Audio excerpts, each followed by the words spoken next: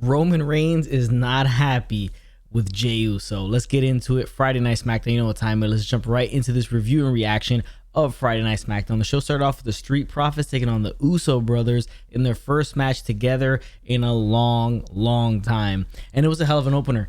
Really good opener to this show. First time we get to see these two tag teams go at each other, and they work really well together. It's a fun, athletic teams going at each other, similar to the New Day and the Usos, and you know those kind of matches that we've seen previously. So we could see this definitely happening for a long time coming after this, years down the road, however long the Usos still have left in them. We could see them versus the Street Profits a lot, and nobody's gonna be complaining. In the end, the Usos get the win here. Air Force One to the jaw. Cover now by Jimmy, shoots the half, hooks the leg. Upset win, major win.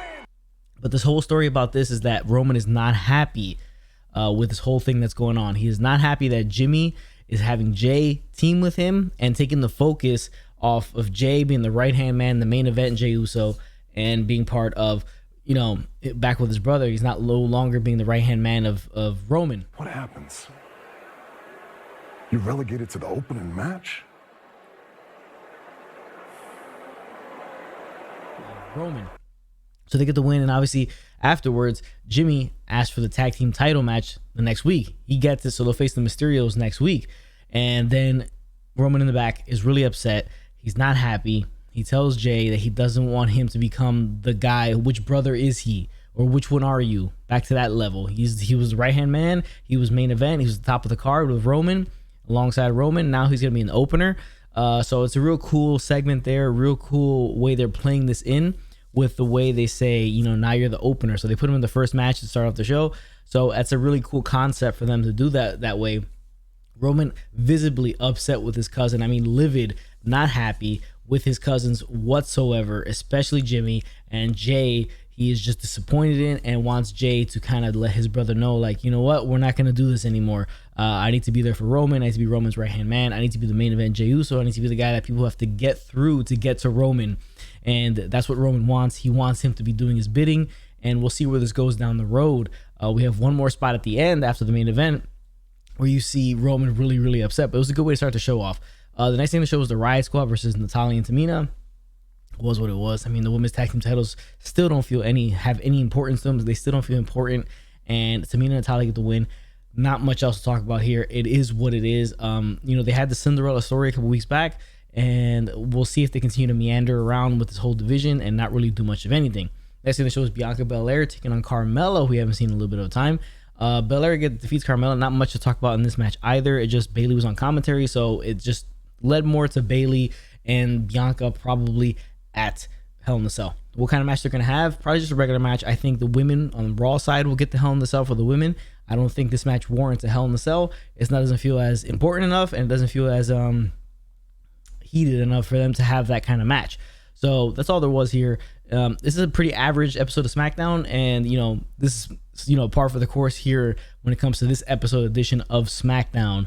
The next thing on the show, Seth Rollins comes out, addresses the WWE Universe about what happened with Cesaro the week prior, how he smashed his head with the curb stomp a couple times, and they took him out in a stretcher and everything like that. In the end, he just says it's his fault. It's Cesaro's fault. This is what happened. It's the fault of the WWE Universe for giving Cesaro the feeling that he can come and disrespect Seth Rollins like nothing's gonna happen to him.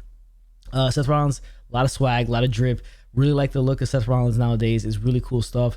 And they're gonna get the Hell in a Cell match. This is what it's leading to. Them two will have the Hell in a Cell. It will be Seth Rollins versus Cesaro inside Hell in a Cell this year. And I think it is going to be a banger of a match. Hopefully, I think it'll be a tremendous matchup. It's going to be very physical. The way they've been building it up, especially with what transpired last week with Seth Rollins attacking Cesaro the way he did, I think they'll go all out in the Hell in a Cell match and do a lot of wild things in this matchup. So I'm excited to see that one. In terms of a promo, it's very solid. It was his birthday, so he's saying happy birthday to himself. So, you know, it's good heel work from Seth Rollins here. And, you know, I really enjoyed the part where he's like, okay, it's on you guys, the WWE Universe, for making this man think that he can come and disrespect me like nothing's going to happen. So I thought it was solid stuff.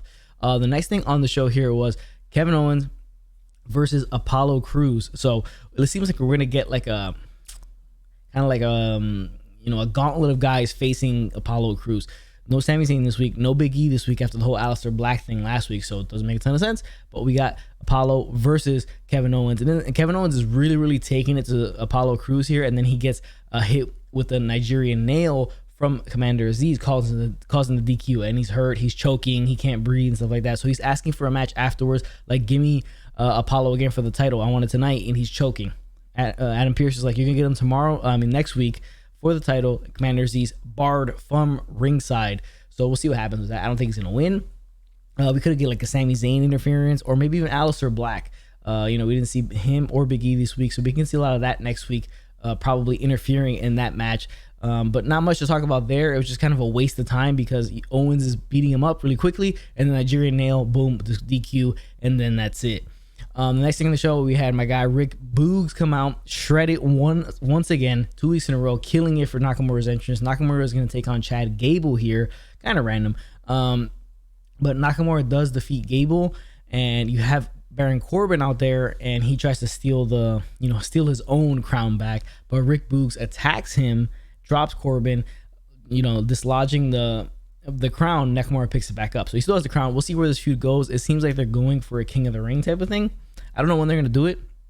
They may do it after Hell in a Cell. We'll see what happens, but at least these two guys are doing something. That's really all you can ask for at this point in time, is that they're doing something. They're on the card, they're having matches, they're doing kind of anything whatsoever to be kind of relevant, because a lot of times guys get lost in the mix and you don't see or hear from them for a while. So this is not the case here. At least Nakamura and Corbin are on the show and they're doing stuff. Next thing on the show, supposed to be the SmackDown Tag Team Championship match. Mysterios taking on the Dirty Dogs, Rude and Ziggler.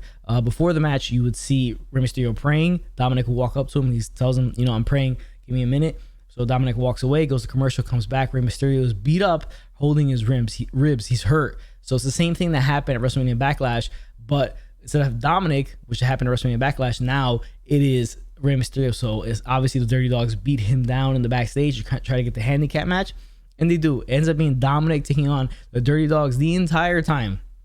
And, it's the same thing. It's just a repetition of what happened at WrestleMania Backlash, which probably isn't the best thing to do or the smartest thing to do.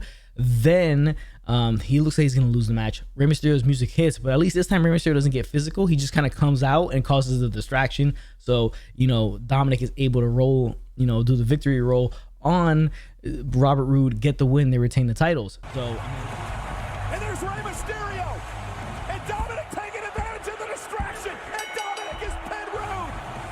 Titles. So, it's the same thing, right? It's the same thing we got at WrestleMania Backlash for the most part, except Rey Mysterio didn't get involved in the match. He just caused the distraction. They got to stay away from this. They got to not rely on this a little bit too much.